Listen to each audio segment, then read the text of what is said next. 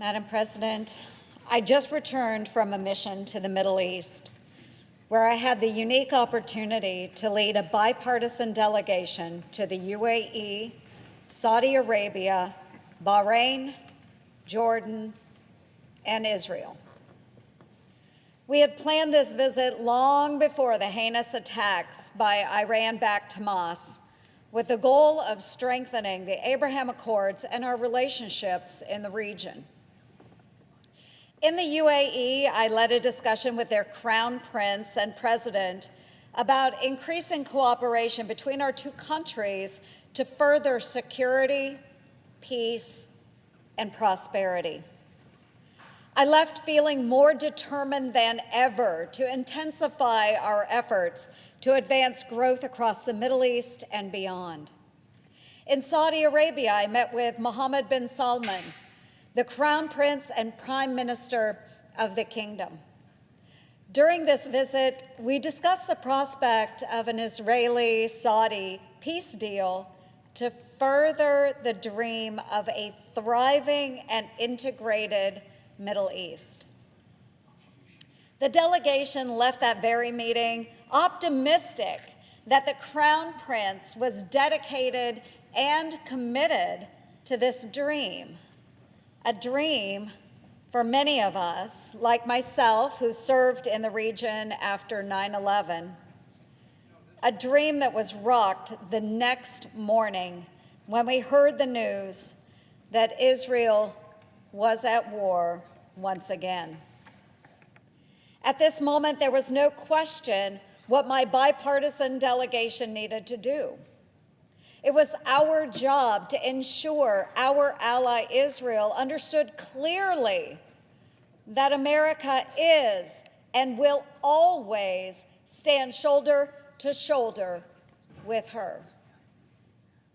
Our delegation was briefed at the highest levels as we completed our visit in Saudi at the Prince Sultan Air Base, where we witnessed integrated air and missile defense systems in action, something my Bipartisan Defend Act helped ensure. We continued into Bahrain the next morning to meet with the Crown Prince and Prime Minister. And once again, a meeting that was intended to be another step on the path to regional security took a very different turn. The Crown Prince provided his insight into the current situation in Israel and his assessment of the causes and potential scale of the conflict. He also spoke of a peaceful future and highlighted the long-standing relations between Bahrain and America, noting the history of bilateral ties and his commitment to achieving mutual aspirations. Our final stops in Bahrain included the U.S. Naval Support Activity and Task Force 59, which integrates unmanned systems and artificial intelligence to help ensure maritime security and to deter Iran's illegal activities in the Gulf. The situation in Israel continued to degrade, and I made the decision that we were ultimately going to accomplish what we set out to achieve. Despite all attempts to stop us, I led our bipartisan delegation to Jordan in preparation for a cross-border drive into Israel.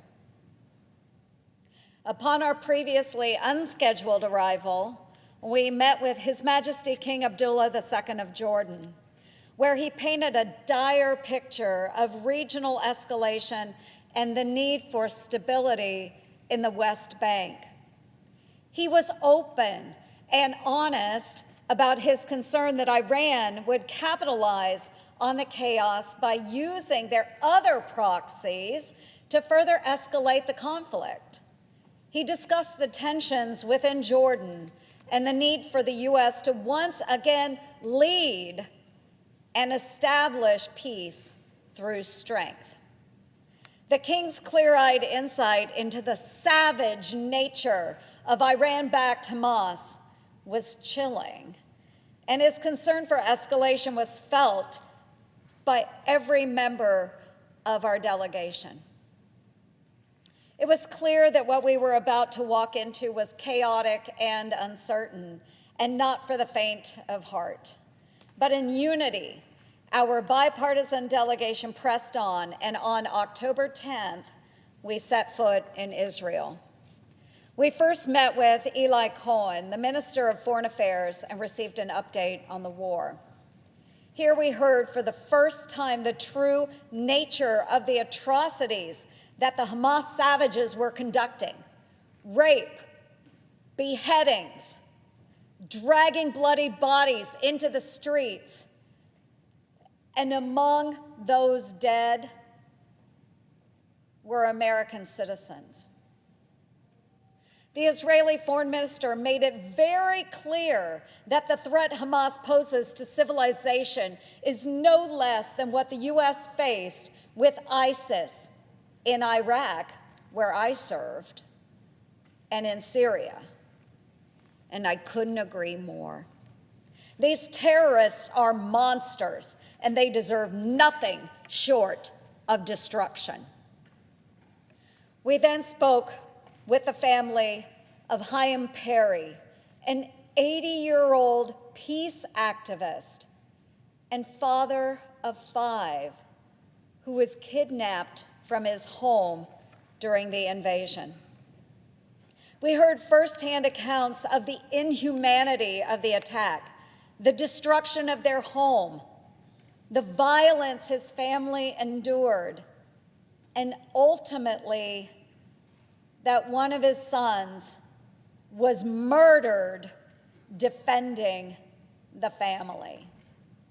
Shaken but not deterred, the delegation carried on to Tel Aviv, where we met with opposition leader Lapid, the Minister of Strategic Affairs Ron Dermer, and ultimately Prime Minister Benjamin Netanyahu.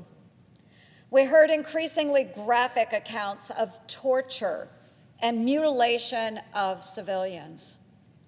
And we ultimately witnessed a nation that was and is truly in an existential fight for survival against a psychopathic terrorist organization whose stated goal is destruction of the state of Israel and killing as many Jewish people as possible.